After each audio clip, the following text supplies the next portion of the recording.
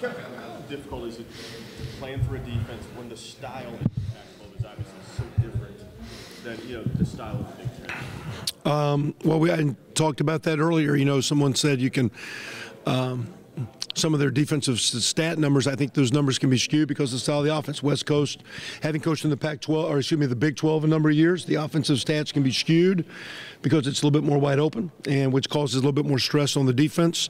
It is, though, they have played a number of teams that are run-oriented, whether it be Stanford style of attack or Arizona style of attack or Notre Dame style of attack. They've played teams that are very much pass-oriented, UCLA, Washington State, Cal. So you have a chance when you have 12 or 13, they're playing in a great conference. You have a chance to see them play great offenses every week, great skill players. You see how they try to match up and attack, and you can see each week how their defenses try to evolve to go against great offenses, and they've done well. They're going to play great offense. They make plays, and they've gotten enough stops to be a champion team in a great league.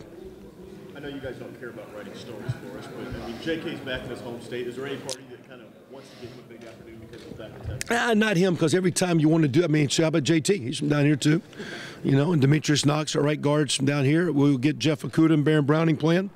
I think all our Texas guys, our defensive back Kendall's playing. So it's Jake. Again, I don't know if you try to force anything. As always, most teams will try very hard to stop the run.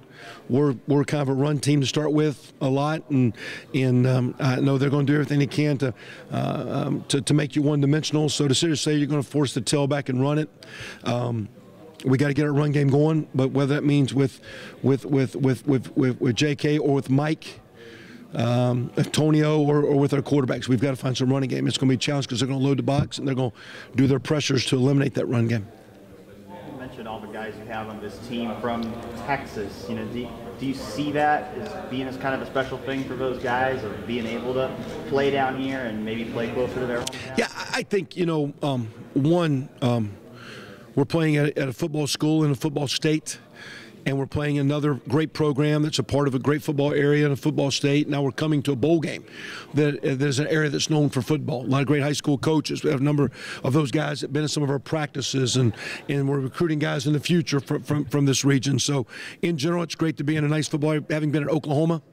I came down I-35 a few times and stayed in the hotels, and it just brings back some special memories. My first game in Oklahoma, I showed up and got hired about 9 days before we played Arkansas in a 10 a.m. kickoff on January 1 back in 2002, I think it was the first day of the year. So it's great to be back. I don't think it's really a special thing for those kids. I think it's really good for our team. I know those kids are nice to be back home. I know they'd love to be in the playoffs, but I think we're very, very excited to be at a great bowl, playing a great team. It's been a great week. It sets up to be a great matchup. You mentioned Demetrius. He's a local kid. Yes. Would you call him a late mover? Well, I wouldn't say late. No, he's played a little bit, and I think as a lineman, sometimes it takes a couple years to get your strength level and stamina and your mindset where you can be a consistent practice player. Kind of tough enough to play, day after day. You're kind of grinding, getting pounded and chipped up and nicked up a little bit, and his ability to. Well, he was in a very competitive spring and summer. He actually came up on the short end and didn't win the starting job, and it was close. The other player we thought played a little bit better, a little more consistent. What was neat is that as he went through that, even though he wanted to get funky and down himself, he had some teammates that got him through it.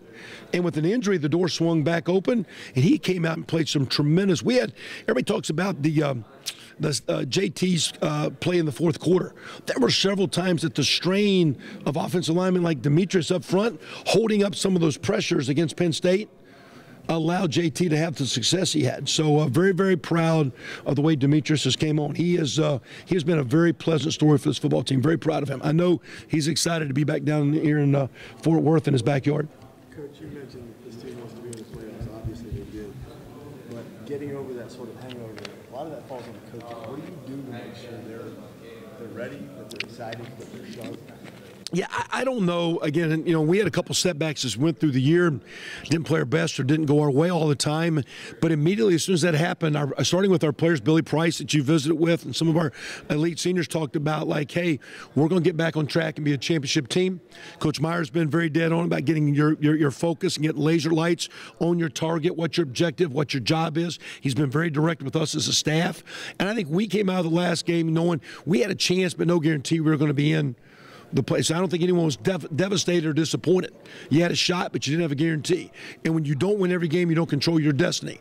Those guys made their decisions, and I don't think anyone on our team said, okay, that's what they decided. What we had right away was a chance to play in a great venue, against a great opponent, and really a great group of seniors had one more month together to leave an impact on our program. We've had an awesome preparation. Our practices have been elite. We're going to have to play very, very well against Southern Cal, but it's been exciting to work with this team. And, no guarantees you get the layoffs, but the way our kids have practiced, I'm excited to see our guys come out and play. I think it's going to be a tremendous game, a lot of fun. If you're not in the playoff, as a coach, are you happy that your kids are getting prepared to play another huge, well-known, big-time football school? Yeah, well, and just jacked up. yeah, well, and again, when you come out of our conference as the champion, if that gets you in the Final Four, it does. If not, you're going to play in one of those other elite games against an elite team. And so you look at how we played down the stretch with the opponents we played in the Big Ten championship game. At Southern Cal, the same deal. You're playing your rival the last week. You're playing in a championship game. Now you're playing in an elite bowl game. You're going to play an elite team.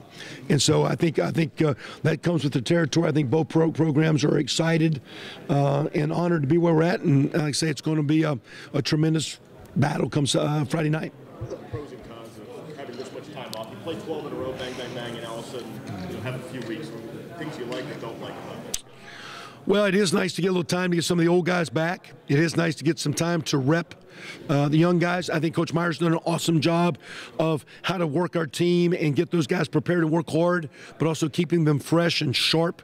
So we've had some subtle things we've done in our practice format to just like we talk about, when we get our team like locked in and their focus, and he's been using words like get your laser, like get really zoomed in on something. I think he's done a tremendous job, and our coaching staff, of the way we've prepared to just not practice.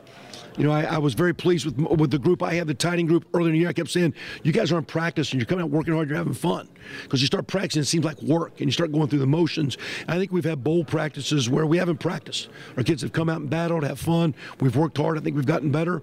I think that's a sign of a good program.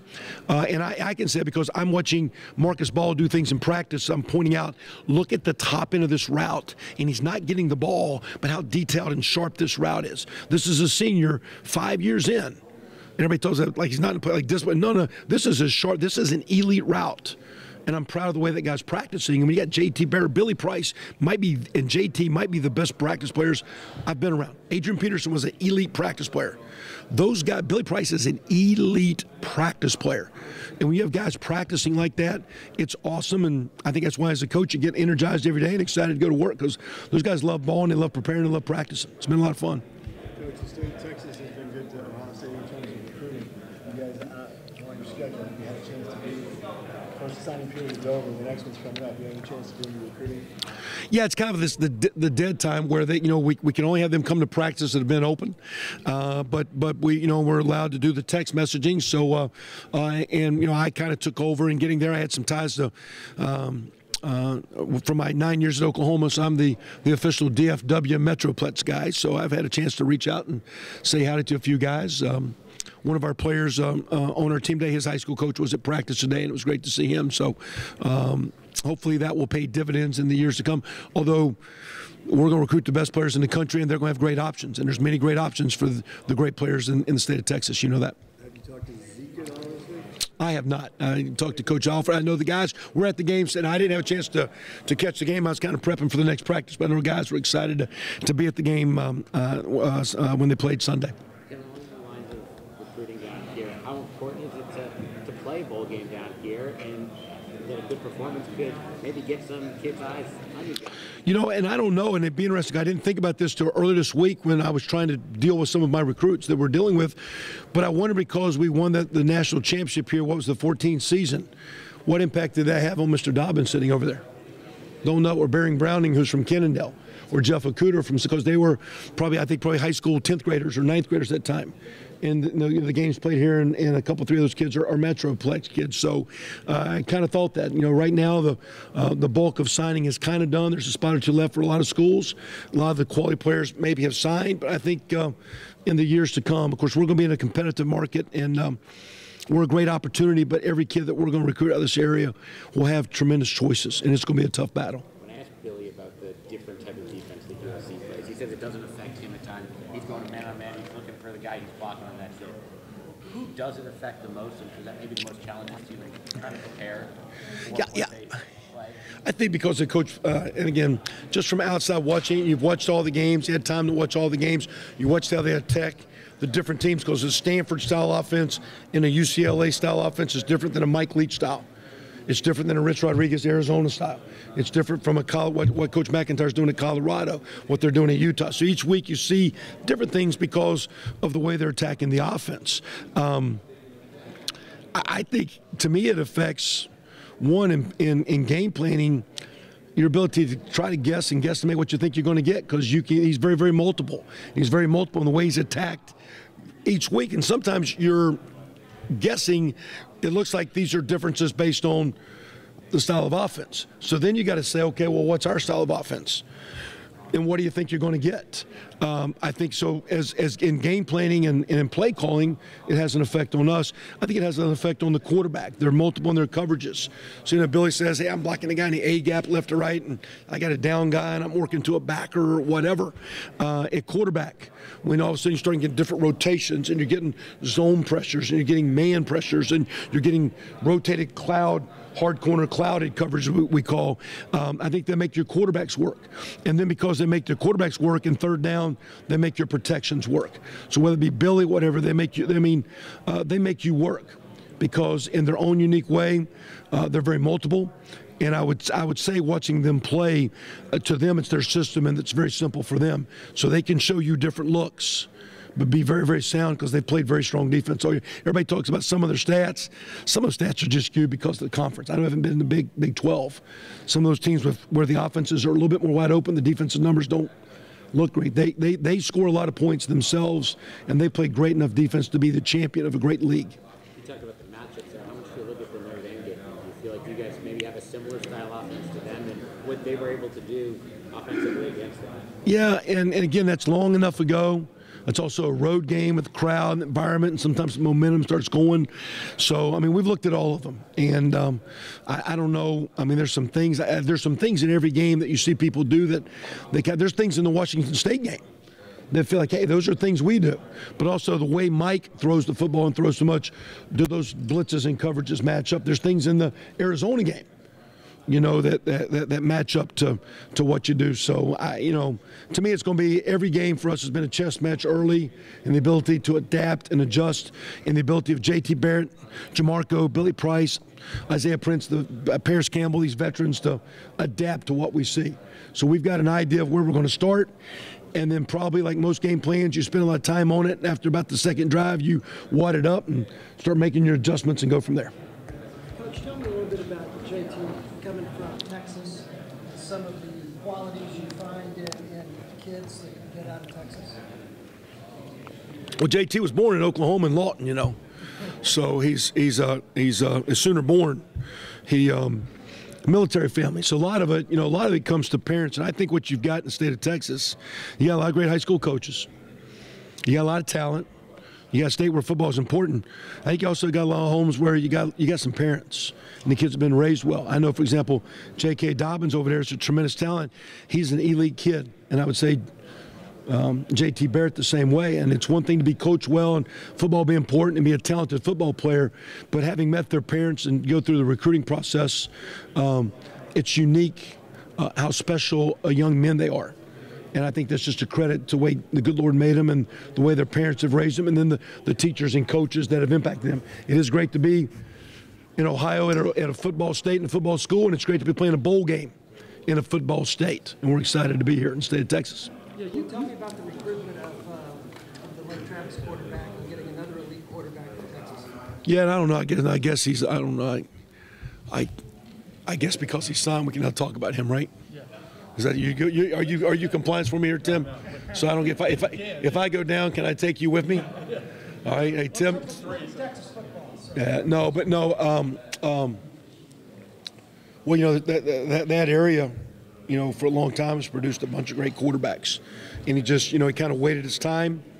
Didn't have a lot of notoriety to his senior year, but got beat the other day by 2 and hurt his knee in that semifinal game against Katy, which is another great. I mean, think about that. Now you got Lake Travis, and they're playing Katy and Allen, Texas here down the stretch. That is great high school football at its best. So those guys came up short, but we're excited about him and his future, and the way he came when he has a chance. And I know Coach Day and Coach Meyer are very, very pleased that he'll be with us. Kevin, when you guys knock on doors here now, though, I mean, you've only been doing it for a year for Ohio State, but is the door automatically open? I mean, what's it like? What's the reception for recruiting the state of Texas? Well, it is, but, you know, I just made this comment earlier. I was thinking about this because I'm the Dallas guy. You know, coming from Oklahoma, I knew some guys, so they said, okay, you got the Metro. And it's great football. Love it. And this year, Tribe didn't get on anyone that we could, you know, we poked around but didn't make any headway this year. Last year we did. And I was thinking the other day, you know, was Mr. Dobbins watching that 14 game? And I'm wondering, being back in this area, is that going to help us a year from now and 2 years from now? Because we're going to recruit the best players in the country, and the best players in the country have great options. And when you live in the Metro, you're going to get recruited by some great schools. We are one of those, but you got to find your niche to get those guys. So we're excited. We're on a number of guys right now, and we'll see if those can come to fruition and the way things play out here in the months and years to come. But I think being here at this bowl game helps us immensely in this area, without a doubt. And then coming back next year, y'all play TCU here, you know, in the same place in 9 months. Game 3. Is that what you're talking about? Just show that you can be seen. Game 3. If you leave the state, you can be seen if you play for Ohio State in the state. Yeah, but I think, again, you know, you're talking about an iconic football brand that we have a chance across the country to get in there. You're always going to get in there. You just got to find out at the end, is that kid right for you, and are you right for that kid and family that kid will travel and come be. The kids that we have recruited in years past have been impactful, great players and great citizens and great students for Ohio State. Yeah, I'm not casting aspersions, but when you were at Indiana and y'all were recruiting, is it, when you knock on the door, does the door open wider now because you're wearing an Ohio State brand? Oh, without doubt. And having those 9 years at Oklahoma, you kind of know that. Yeah. That being said, too, that door opens up. You better make sure that you get on the right people and ask the questions and make sure not only is it a talented player, but it's the right kind of person that fits your program and your institution. What have you observed about Coach Meyer? I mean, he's never stayed at a place longer than 6 years, but he seems to have this thing. You see a lot of staying power. You see longevity for him. What have you observed about the way he's attacked the job? I mean, shoot, I observe a guy that attacks every day with as much energy, passion, enthusiasm, and direction for leading our team as elite and strong. And I've been around some phenomenal coaches. But his passion, his commitment every day to have his focus on making our team and our program elite. And I think over time he's evolved and grown where not only making our team elite, but impacting the lives of our players and what we're doing in the real life experience. And I think that's one of the unique things of this year. Even though we've had some shortcomings, I think there's a bond he has with this group of seniors that's very, very special. There's a lot of respect and love. And I think that's kind of filtered into us as coaches, that you feel the passion that he has for this group of players, because it's a unique group.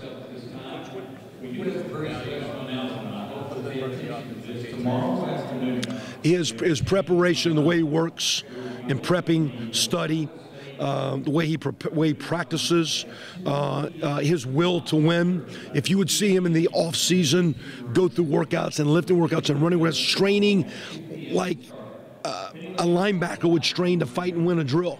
And here's your quarterback. So his fight and passion and will to win is very, very special. He's a great player. Thanks, Kevin. Thank you.